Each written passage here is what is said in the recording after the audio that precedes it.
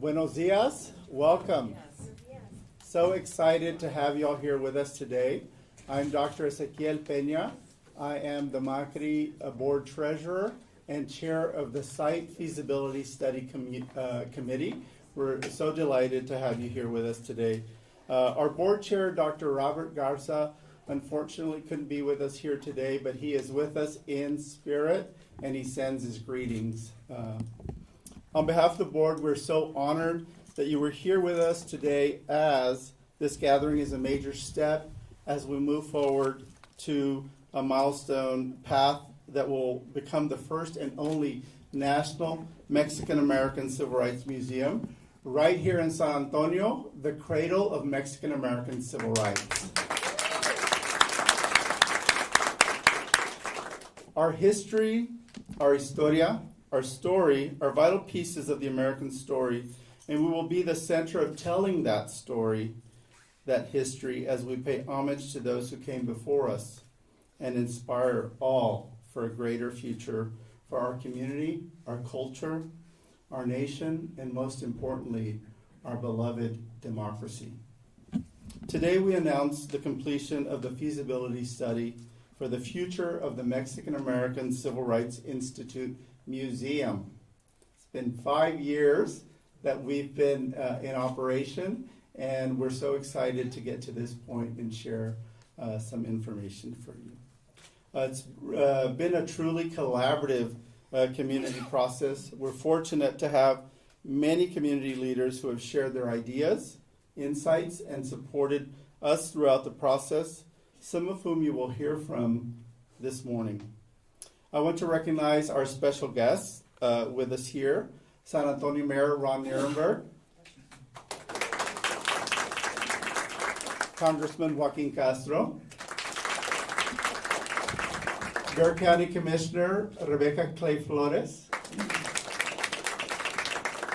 MACRI, National Advisory Council, Vice Chair and First Lady of San Antonio, Erica Prosper, Nathan Perez of Ford, Powell, and Carson, and our Executive Director, Dr. Sarah Zenaida Gould. I would also like to ask members of the MACRI Board of Directors, past and present, National Advisory Council, and Site Planning Committee folks who have joined us this morning to stand and be recognized.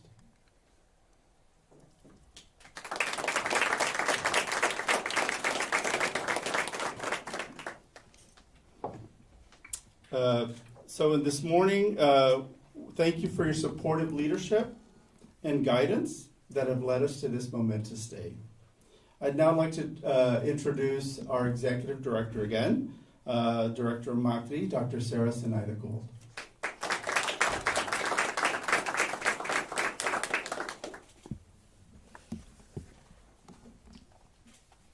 Thank you so much, Dr. Peña, and thank you to all of you, our special guests, for joining us today.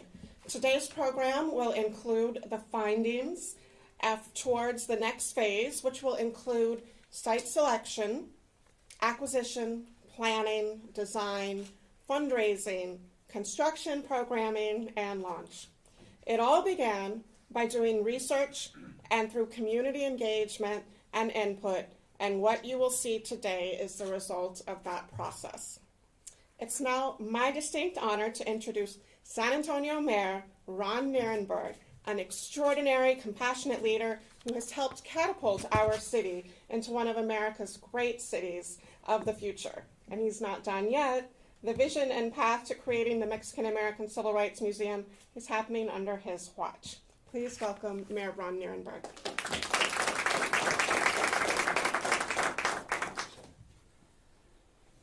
Well, good morning, everyone. First, let me say thank you to everyone who's here in the room to celebrate a wonderful milestone for the Mexican-American Civil Rights Institute here in San Antonio.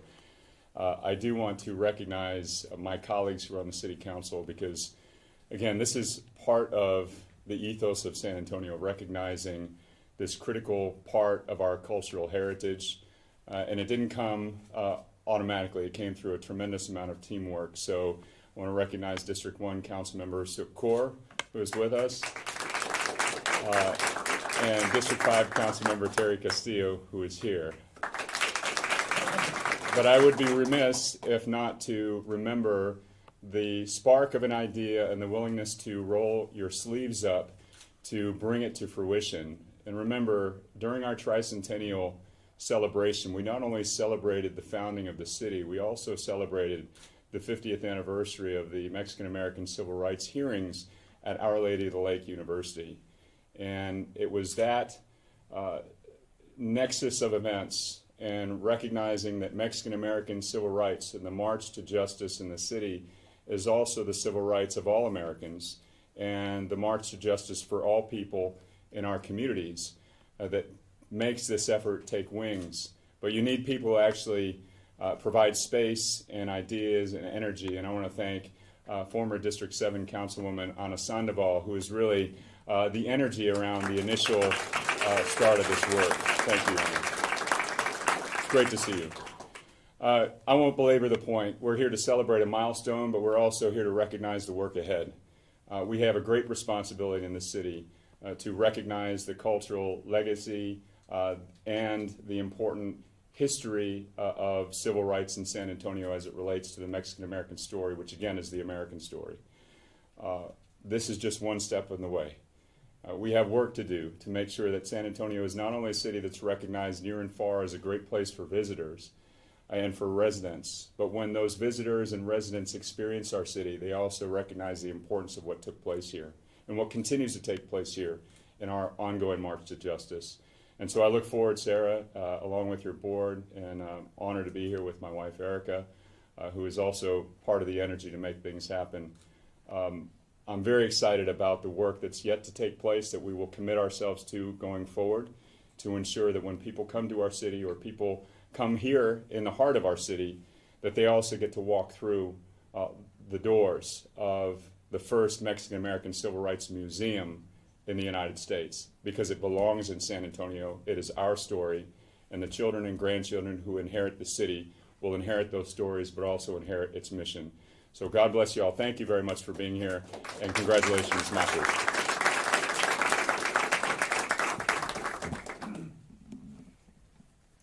Thank you, Mayor Nierenberg. You have championed MACRI since our very inception, and for that we will be eternally grateful to you. It's now my honor to invite Congressman Joaquin Castro of the 20th District of Texas to the podium.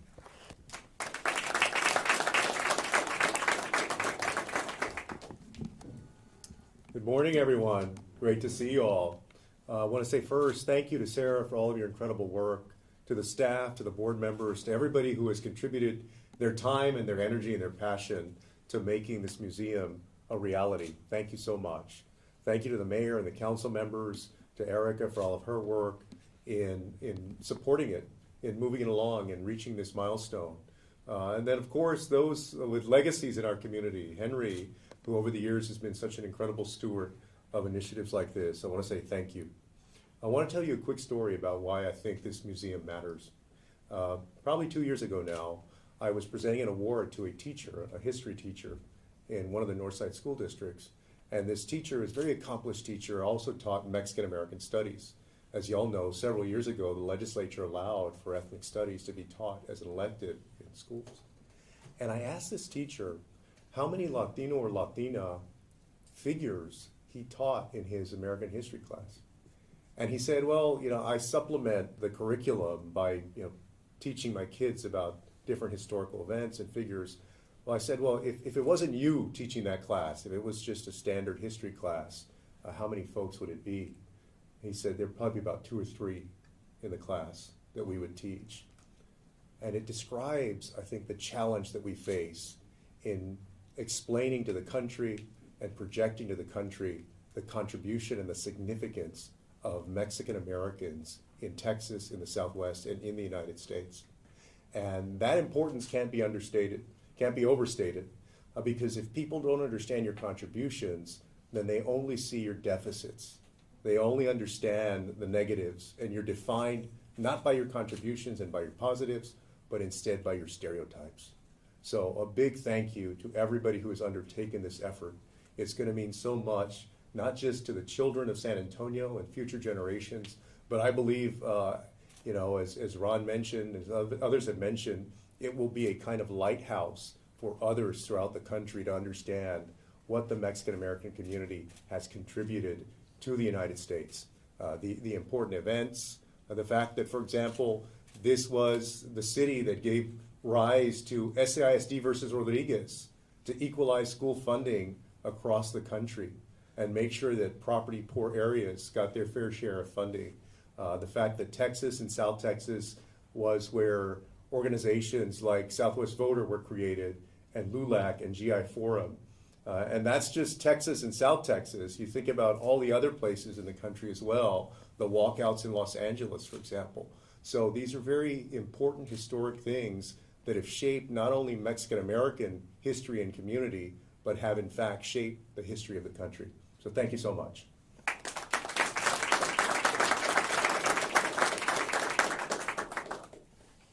Thank you, Congressman. It now gives me great pleasure to introduce another champion of our community, Bexar County Commissioner Rebecca Clay Flores.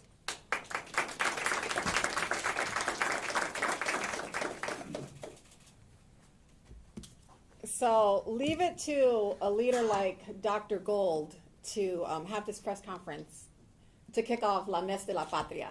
So I don't know if you calculated that, but good job. For those of you who didn't understand, it's Mexican Independence Day this weekend. Yay! Okay, all right. So first of all, thank you to Dr. Gold and also to the board of MACRI for your commitment, inspiration, and determination in creating the first museum of its kind dedicated to telling the story of Mexican American civil rights. As a former educator, I understand how important it is for students to see themselves in the lessons they learn, and I know the challenges teachers face in diversifying the curriculum. I'm personally motivated to help tell the untold story of Mexican American civil rights in our town so that all of Bexar County residents can find inspiration in the determination of our antepasados to create a more perfect union. In fact, last year I provided funding to MACRI to develop a dual language curriculum for a 7th grade Mexican American Studies course that is now being piloted at Southwest ISD.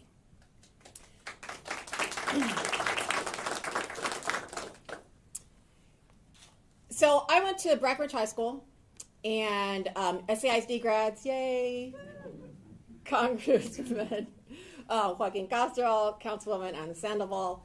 And when we were in SAISD, we didn't have classes that taught us about our history and our contributions. So I get to Princeton, and a year and a half later, as a sophomore, we're talking about the lack of courses that teach us about who we are as a community. And if it wasn't for, if you don't know me and don't know who I am, I'm Black and Mexican. So if it wasn't for the Blacks in the 60s at Princeton who took over the library and demand for a department of African American Studies, which I minored in, I wouldn't have had the privilege of having those classes when I was there. So a small group of us at Princeton, my sophomore year, decided, well, we need to learn from that and demand Asian American Latino Studies at Princeton. So we took over the president's office at Princeton. And that was the best 36 hours I spent in my 4 years. And it was hard for me to decide. Maybe some of the other kids, maybe it wasn't as difficult for them, but for me it was hard because I got a scholarship. I fought hard to get into a school like Princeton, coming from inner city Breckenridge High School. And I thought we could get expelled. I mean, it's not the hotbed of activism at Princeton. I was like, we can get expelled. I'm gonna lose my scholarship. What am I gonna do? I called my mom the morning of the sit-in, and I was like, I'm gonna do something. You're not gonna hear from me for a few days, so just pray for me. And she said, my mom, who's from San Luis Potosí, Mexico, and she said, well, I don't know what you're doing, and I don't always understand what you're doing, but I'm gonna pray for you. And so we took over the president's office for 36 hours, and it came out after that a dedication of $10 million for Asian American Latino Studies. Sounds like a lot. It really wasn't a lot. because I was in the 250th graduating class from Princeton, and they were in the middle of raising $250 million. So I was annoyed. And if you see the way I work at Commissioner's Court, I'm still that same person. Haven't changed much since my teenage years. And I was annoyed. I was like, only $10 million, and y'all are raising 250, but we'll take it. And so the year after that, they brought in a visiting professor from Mexico City to teach about Latino studies. And now the students who are there, they don't have to have a sit-in. They're fighting for other things. But now they have classes that talk about who we are as Latinos, who we are as Mexicans. So we owe it to the next generation to do things like this. I also want to acknowledge Deborah, who's here from SACAM. If you don't know who she is, you need to meet her. She's the executive director of San Antonio African American Archive and Museum. Fortunately, I was able to work with her, and we were able to allocate $5 million from Bexar County. And I told her, use that to pressure the city to get another $5 million. So combined with that $10 million, they were able to buy a building on Houston Street so that we can have our first Black museum in San Antonio. And it takes our community and us as people together, working together to accomplish these things. When we have a national rhetoric that is talking about someone who looks like me eating your pets, and that we know we do have an issue of stray animals in our town, so I want to invite them to come and eat the pets in my neighborhood. The stray pets, not people's pets. But my point is that we have to continue to advocate for ourselves because we live in a state, again, I'm going to use SASD graduates, myself who went off, came back to San Antonio, Joaquin who went off, came back to San Antonio, Anna who went off, came back to San Antonio. Because we love this town, we are proud of this town, and we want the generation who follow us to be able to have classes, to be able to have museums. And when we live in a state who is trying to take away and erase the truths of what have happened here on this land, when this land didn't cross, when we didn't cross this land, when we didn't cross the border crossed us, because this land was Mexico. So I want to congratulate everyone who pushed this forward and the board, and to have a director like Dr. Gold at the helm. We will continue to move this forward. So thank you so much, and on behalf of Bexar County, adelante.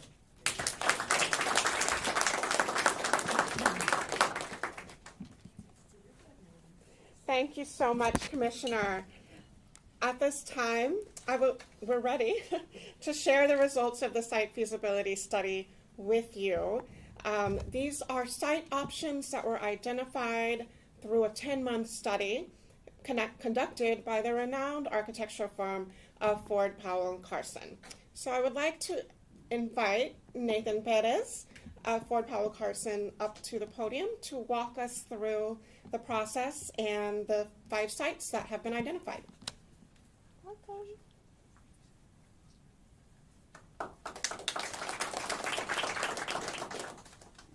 Thank you so much, Sarah.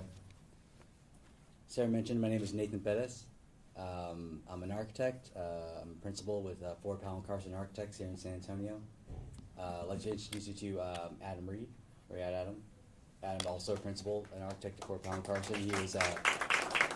Adam is a big part of this process. Adam and I work together often and we team up on projects all the time at the office. And he was integral to our team.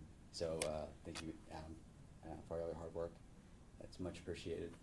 I think Adam would, I can speak for Adam and all of Fort Powell and Carson when I express our sincerest gratitude to MACRI and to MACRI's leadership for entrusting us, to entrusting an 85-year-old San Antonio architecture firm that's deeply rooted in this city, with such a incredible project. It really is humbling.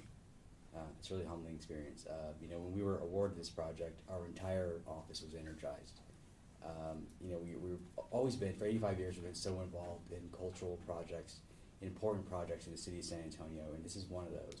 So our entire office was so energized when we were awarded this project, we could not wait to get started. And started we did. Beginning of the year, I believe, Sarah, we started kind of in earnest, having very informal conversations with MACRI leadership, talking in kind of in generalities about, what type of museum is this going to be? How large is this museum going to be? What's going to be in it? What's it going to feel like? And most importantly, where is it going to live for the next 100 years? Those are the questions we were asking. We didn't get too far into the weeds on the museum itself that early. Sarah was adamant that before we go too far with any particulars, we really needed to get public input. We needed input from community members, from MACRI stakeholders, from community leaders, and that was going to be vital. We did not want to move too far forward without that information, and she was absolutely right on that. But we did talk extensively about where should this building live for the next 100 years part, because that's why we're all here, really. That really is the start of all of this. And as we talked about, what type of place this museum should reside, the most consensus, the biggest element that we found was that it needed to be in a place that has roots in Mexican American civil rights history, on some level. I think we all had a consensus that was very, very important. And what that did was that helped us somewhat narrow down the possibilities. When you're looking at a map of a city the size of San Antonio, it's kind of daunting when you're thinking, okay, where should we put something like this? But when you have a charge like, having a site with some historical significance, that makes that job a little bit easier. So we looked at sites all over the city, but we kept coming back, like over and over. Ezekiel can attest, I'm sure Sarah can too. We kept coming back to this West Side corridor, kind of running along Commerce and Buena Vista streets, starting near Navidad, very close to where the MACRI Visitor Center is now, and all the way east to very close to where we're sitting right now, which Sarah can attest is the historic Mexican downtown part of that. And so in everything in between there. So we really kind of focused on this area and a few other places in town to begin our study. So since it is such a large swath of area, what we did at FPC is we broke it up into showing 4 sectors, actually 5 sectors, because we added one area later. And those sectors were broken down to have like-sized properties within each sector, because you can see the scale of buildings and the scale of properties increase as you move east from west. These are titled here. You can see we have one titled Village, the Gateway, Institutional Sector, Cultural, and Creekside Sector. And that's how we broke this down. The westernmost sector, it's very neighborhood. It's very residential. It really has a wonderful feel to it. A museum could fit there nicely. It'd be a smaller scale museum, and that's why we call it the Village. It might be made up of smaller parcels, interconnected in some way. Moving east, we have the sector that we affectionately called Gateway. And it got that name because we really were enamored with this area's location to Alazan Creek. We felt that coming from downtown into the west side, the creek and the Paso Museum creates this almost natural gateway from downtown into the west side, and we thought that that idea had some legs. And moving to a little further east at the institutional sector, this is the sector where the parcels get much larger, buildings get much larger. There are the cultural assets, the institutional assets in this area are places like UTSA downtown campus, via multimodal, places like that. The scale starts to really increase. The next sector, east, a little east of there, is what we call the cultural district. This area bounds Milo Park. It's near the Mercado, Centro de Artes. It has a lot of cultural significance to it. We saw a lot of potential in that area. And the last sector that we identified at the end of this area is something we call Creekside. Now, we call it Creekside for obvious reasons. I think we kind of mailed in that title Adam, but it's called Creek Site because it's right next to San Pedro Creek, and that made sense to us. So breaking things down like this, allowed us to really focus in on these sectors individually, and then start to look at places within these sectors that could be viable for a possible museum in the future. And it's at this point when we sectioned out these areas that we kicked off in earnest our community engagement meetings.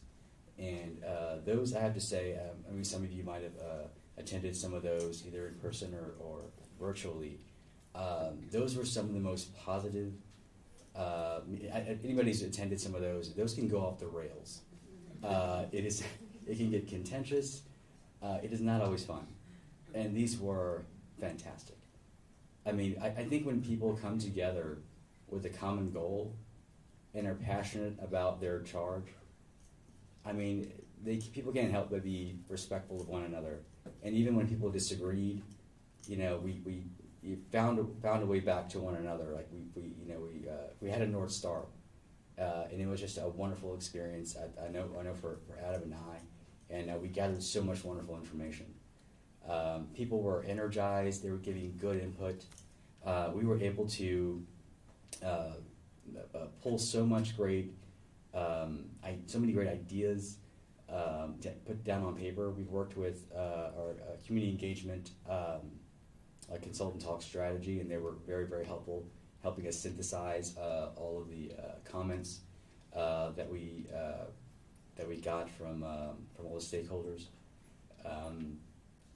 So we were able to, through that whole process, we were able to take that information, synthesize that, and create metrics by which we were able to judge the site's viability. Does this site meet the metrics that people want in this museum? If it does not, we set aside and we move on to the next one. And it creates this this set of rules that a site really must adhere to in order to meet the charge of MACRI. And it was really, really a great experience, and it was super helpful. And really, it allows us to identify any site that might be viable for this future museum. So as we went, as we gathered that information and we started to look deeply into these districts, we identified some specific sites within those districts that we felt had some real potential. Now the village will look familiar because it's right next to MACRI's existing visitor center. Now, obviously, a museum here would be smaller scale, more neighborhood. It could even be broken up in more of a village-type concept, is where the village name came from. In the gateway, as I mentioned before, we kind of love the idea of, having a building and its and the creek create this natural gateway from downtown to the west side. In the institutional area, it's a larger site. You have a lot of room for growth, so there's definitely potential there. More visibility, obviously. In the cultural zone, right across the highway, there's the opportunity for Milan Park to be your front yard. How wonderful would that be? And then we landed towards the end at the final sector, right where we are, downstairs, essentially. The area we called Creekside. There's a property there, and you can see kind of in the massing there, that's right on San Pedro Creek, with some existing historic storefront property that would need some renovation and an addition to be viable. But there's definitely potential there for growth, and it seems like it's in a wonderful place, having the creek as your front yard. And how great does that sound? So I'm going to leave you all with that. But before I go, I just want to again express, on behalf of Fort Powell and Carson, thank you so much for all of your help, for all of your input. We are so excited as a firm about the future of MACRI, about the future of this museum, and we cannot wait. We cannot wait for the next phase to kick off. Thank you so much.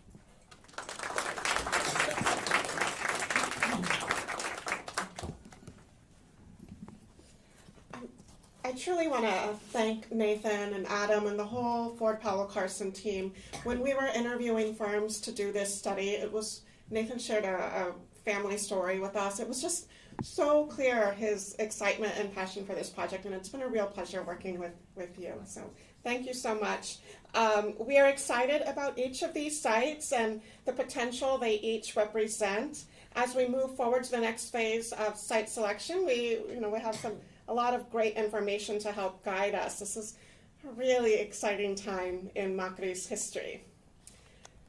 The significance of having a national space for collecting and sharing Mexican-American contributions to the advancement of democracy, both for Mexican-Americans and for all Americans, has been at the heart of many of our internal conversations over the last 5 years. MACRI's National Advisory Council, consisting of an impressive group of leaders from a number of industries, has been an important part of these conversations. Today, representing the National Advisory Council is Vice Chair Erica Prosper. Please join me in welcoming Erica to the podium.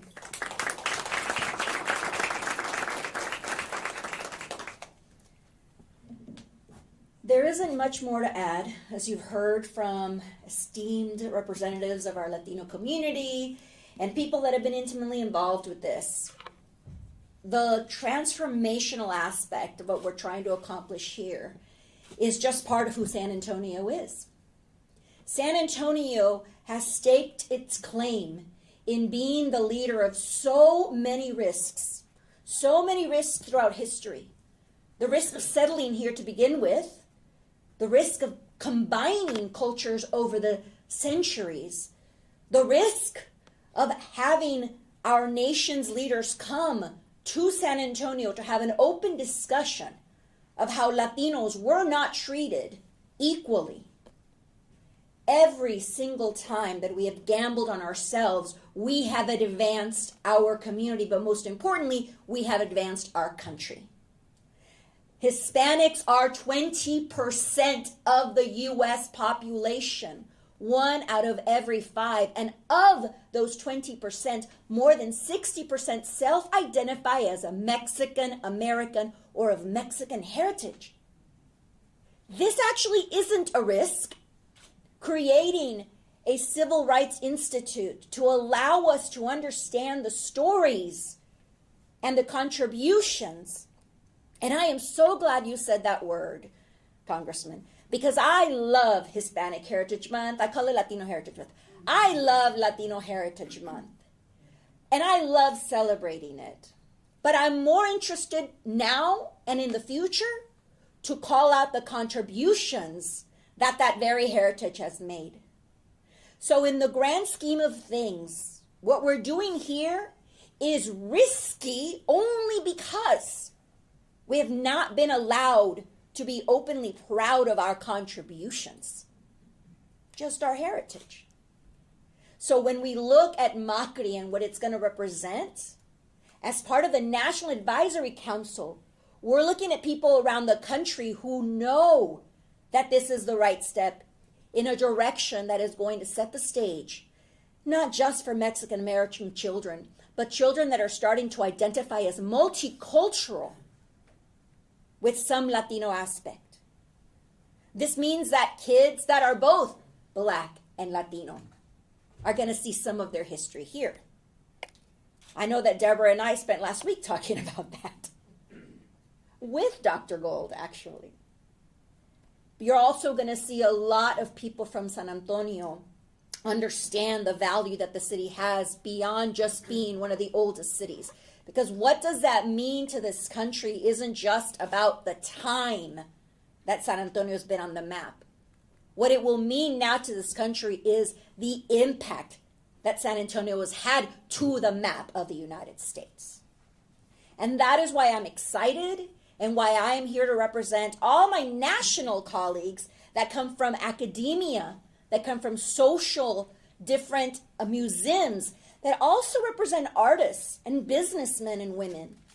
But most importantly, the number one pride that we all share is that at one point or other, we all agreed to advise because we knew that this was going to be the thing that allows for all history to be shared of the Latino experience and all contributions to have a home to start with. And then, who knows? From here, travel the country and let other people in other parts of the states that don't know who they are potentially see themselves. So I want to thank everyone who was here, because honestly, it's not going to be an easy feat. The site feasibility study was an amazing step, but I would completely be not doing my job if I didn't say, y'all need to give us money. At some point or the other, I want the same pressure that was put to contribute to all our other wonderful cultural contributions to be put for this. So as we move forward, just know what role you're going to play in allowing us to be able to make sure that none of the stories get lost, and specifically none of the contribution of not just our cultura, but our city get lost as well. Thank you.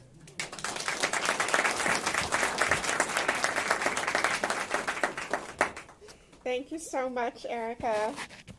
For the last 5 years, we've been working very hard to live up to the expectations we mapped out in 2019 in Ana Sandoval's office for a lot of that work, when MACRI was a list of ideas, some of which, again, came to fruition in Councilwoman Sandoval's office. It's been an honor to work with so many of you in this room. I see our founding board chair there in the audience, Dr. Paul Ruiz, and to be with you here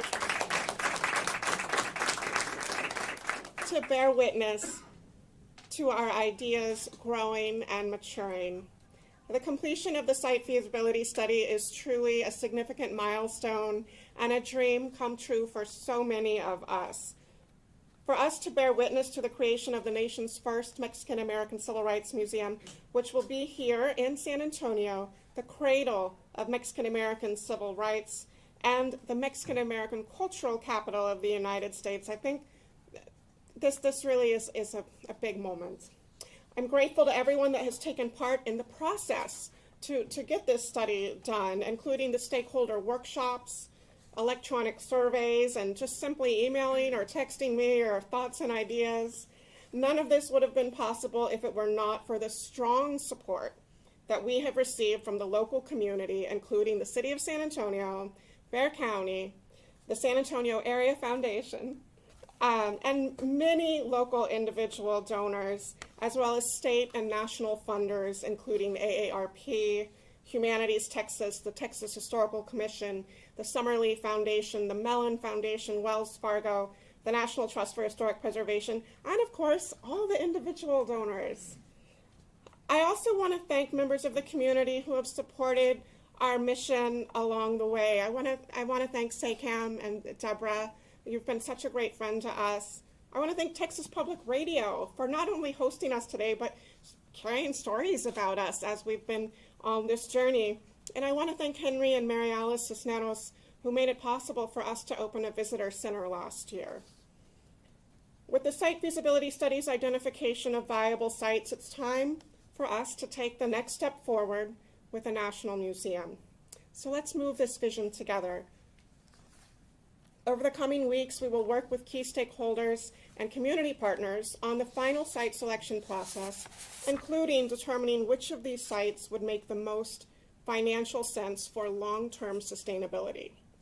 Once the site is selected, we will share ways the public can support MACRI's vision for a state-of-the-art home for powerful Mexican-American civil rights history exhibits and programs that engage multi-generational audiences and cement San Antonio as a national destination for learning about Mexican-American contributions to democracy.